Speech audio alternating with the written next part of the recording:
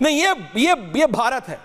2014 में सुधांशु जी ये बात रियलिटी है। 14 से पहले या 14 में जब आप पावर में आए तो ये बोला गया देखिए जातिवादी सब अब पुरानी बात हो गई, हम विकास को आगे लेके चलेंगे। बीजेपी के कई नेता, दो स्वर्गीय नेता सुषमा जी और अरुण जेटली जी ने कितनी बार मीडिया को ब्रीफ सब करते थे कि देखो नाउ वी आर बियॉन्ड जाति। बट जाति is a reality in Hindustan. Bharat में जाति रियलिटी है, उसकी वजह से दिक्कतें भी हुई कई सदियों पे, आज भी लोगों को झेलना पड़ रहा है। मैंने बताया ना सर, आज भी आप और हम जब अपने घर में शहरों में बैठ के, गांव से सब आए हैं, हम चारों हैं, आप तीनों में से सीनियर हैं, आए हैं, लेकिन हम सब रहते हैं, घर है, फ्लैट है, बंगला है, हाउस हेल्प्स रखते हैं। मैं नहीं कह रहा आप सब, लेकिन 100 में से 60 लोग आज भी अकॉर्डिंग टू 10 रिक्रूटमेंट कंपनीज घर में काम करने वाले रखने से पहले पूछते हैं कि कौन सी जाति के हो। ये 10 अलग अलग रिक्रूटिंग कंपनीज को उन्होंने हमको बताया कि हाँ, पूछते हैं हमसे। सब पढ़े लिखे होते हैं, डॉक्टर हैं, इंजीनियर हैं, नोएडा, दिल्ली, बड़े बड़े करोड़ों रुपए के घरों में रहते हैं, लेकिन पूछते हैं। ये रियलिटी है। लेकिन coming back to politics, Sudhanshu ji, आपके टॉप 3 नेताओं में से एक नाम नहीं ले रहा हूं, संसद से निकल रहे थे, जर्नलिस्ट से ऑफ रिकॉर्ड बात करते हुए बोले कि भैया ये जितना भी विपक्ष को करना है जाति जाति करने दो, 1.5-2 महीने की बात है, उसके बाद ये विषय ही हम इनके लिए खत्म कर देंगे। क्या आप कह रहे हैं कि आप खुद जातीय जनगणना लाने वाले हैं Sudhanshu ji? Is this what BJP is saying? देखिए, हम एक बात कहें, हमारी नीति शुरू से एकदम स्पष्ट है। हम अगर सबका साथ सबका विकास की बात करते हैं तो हमने अपना स्टैंड कभी चेंज नहीं किया है। जैसे अभी सतीश जी ने कहा कि इंदिरा जी ने, नेहरू जी ने पहली बात जातिगत जनगणना रोकी किसने? नेहरू जी ने। और कॉन्स्टिट्यूंट असेंबली ने रोकी 51 में, सरकार 52 में बनी। जात पे ना पात पे, इंदिरा जी की बात पे तो उन्होंने बता ही दिया, और राजीव गांधी जी की बात कह दी, उन्होंने क्लियर कट विरोध किया था। तो सतीश जी हम नहीं कह रहे स्टैंड चेंज कर लिया, कहो ना मेरे बाप गलत, मेरे दादी गलत और मेरे बाप के नाना गलत, वो भी नहीं कह रहे। नहीं, मैं हूं तो वही। और उसके बावजूद चलो अब बीतीता ही बिसारी दे, आगे की सुध ले। अब हम ये कह रहे हैं 2011 में आपने सेंसस किया तो क्यों नहीं जारी किया, चलो वो भी छोड़ देते हैं। आप ये कहते हैं तो आज जहां आपकी सरकार है, हिमाचल में क्यों नहीं कास्ट सर्वे करवा रहे हैं? तेलंगाना में क्यों नहीं करवा रहे हैं? कर्नाटक में तो कास्ट सर्वे किया हुआ रखा है, उसका डाटा क्यों नहीं जारी कर रहे हैं? और आप हास्तीन चढ़ा चढ़ा के बोलते थे कि देखो भाई बिहार में, देखो भैया मैंने कह दिया था कास्ट सेंसस तो करनी पड़ेगी। वैसे वो कास्ट सर्वे था, बिहार में सेंसस नहीं था। तो नीतीश कुमार जी तो कहते हैं कि उन्होंने खुद किया था और हम भी उनको समर्थन किए थे।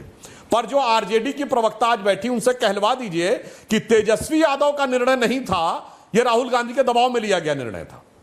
और अगर राहुल गांधी जी ये कह रहे हैं तो कम से कम अपने राज्यों में तो करके दिखा दें। मगर यही है, न तब किया न अब करें। 60 साल तक एक ही परिवार खाता रहा हलुआ और ओबीसी खाता रहा बलुआ, और उसके बाद आज आकर इनको यह चीज नजर आ रही है। यह साफ दर्शाता है, इसी कारण से भारत की राजनीति में विश्वसनीयता का संकट नजर आ रहा है। क्राइसिस ऑफ क्रेडिबिलिटी इसी को कहते हैं। जिस एकमात्र नेता हैं राहुल गांधी भारत की राजनीति के, जिसने अपनी जाति नहीं, प्रेस कॉन्फ्रेंस में जिसकी जाति नहीं गोत्र भी बताया गया है कि दत्तात्रेय गोत्र के जनेऊधारी कौल ब्राह्मण हैं, कुर्ते के ऊपर जनेऊ वाली फोटो भी दिखाई गई। अब तो कुर्ता भी चला गया, जनेऊ भी चला गया और हाफ शर्ट आ गई। और दर्शकों से कहता हूं, भगवान के नाम की शपथ भी चली गई। इस बार राहुल गांधी ने अंग्रेजी में शपथ ली है, आई solemnly affirm।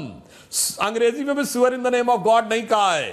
यानी जो भगवान में भरोसा नहीं रखते, भगवान की फोटो दिखाते हैं, जातिगत सर्वे कराते नहीं है, फिर कहते हम करके दिखाएंगे, हमने कभी किया नहीं था, वो भी आज कहते नहीं नहीं नहीं नहीं हम आने के बाद कर देंगे। तो इन बातों को लेकर मन में सहज स्वाभाविक संदेह उत्पन्न होता है। और मैं एक और बात कहता हूं, एक लाइन और कह दूं, हमने ईमानदारी से किया है।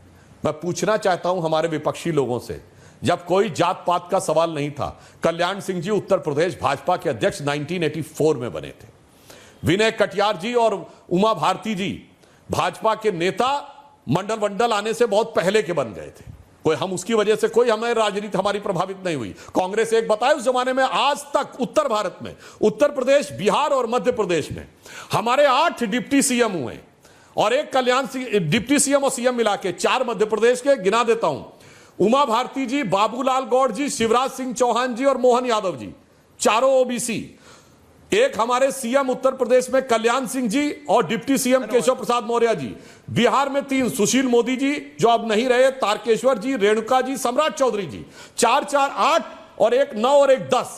और अगर मोदी जी को ले ले तो 11, तो सिर्फ पीएम, डिप्टी सीएम और सीएम में 11 में 9 अलग अलग जातियों का प्रतिनिधित्व है।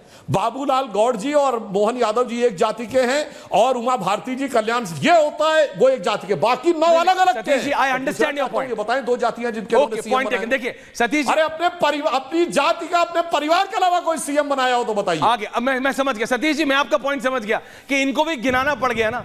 यही आप कह रहे थे कि देखो इनको भी बताना पड़ जाता है, इनको भी गिनाने पड़ गए सारे। नहीं पड़ गया, ये दूसरी चीज गिना रहे, गिनती गिना रहे ओबीसी की, वो जाति ही गिना रहे। खाली सिर्फ अभी तक जवाब ये नहीं दिया है कि ये जाति राहुल जी आ रहा हूं, थैंक यू फॉर जॉइनिंग, है या विरोध में। Okay point taken. Ram Kripal ji आ रहा हूं सर, क्योंकि सवाल उन्होंने आरजेडी की प्रवक्ता से किया था। कंचना यादव जी आ रहा हूं सर, मैंने जवाब दिया है। जो चिल्ला रहे वो कर नहीं रहे। सतीश जी जो छाती ठोक ठोक के कह रहे अपनी सरकार में क्यों नहीं कर रहे हैं भाई? अगर बिहार में तुमने करवा दिया था तो हिमाचल में क्यों नहीं करवा रहे? आरजेडी जवाब दे रही है सुधांशु जी, तेलंगाना में क्यों नहीं करवा रहे हो? और कंचना जी जवाब दे रही है। और कर्नाटक में तो डीके शिव कुमार कह रहे हैं मैं नहीं जारी होने दूंगा।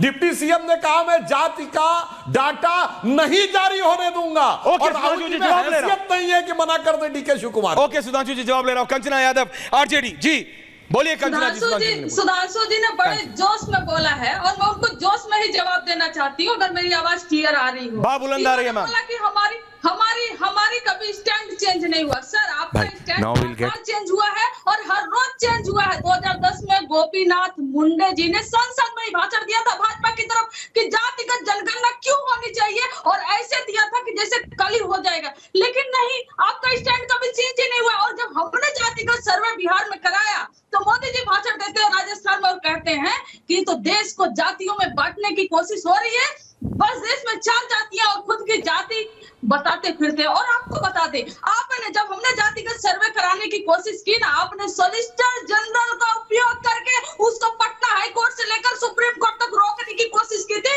ये है आप जाति विरोधी, जातिगत जनगणना विरोधी हैं। और आपको ये भी बता दें, जब हमने आरक्षण की सीमा ओबीसी एससी एसटी का बढ़ाया और 5% किया, तो 9th शेड्यूल में आपने क्यों नहीं डलवाया? हमने आपसे कमिंग सुधांशु, आप चाहते थे उसको 30 और सेकंड दे दीजिए कंचना जी। उसको हटा दे। आप जातिगत जनगणना, आप जातिगत आरक्षण के खिलाफ हैं और वो आपकी हरकतों में, आपकी कार्यों में, आपकी वाणी में सब कुछ दिख जाता है। और स्टेट तो आपका बार-बार चेंज हुआ। आप कंचना जी सिर्फ इतना पूछ रहा हूं, उसके बाद सुधांशु जी इंटरव्यू करके फिर रामकृपाल जी और राहुल देव जी आ रहे हैं। सिर्फ इतना पूछ रहा हूं कंचना जी, जाति पूछे जाने को आप खराब तो नहीं मानती ना? जाति पूछनी चाहिए, हाँ या ना मैम?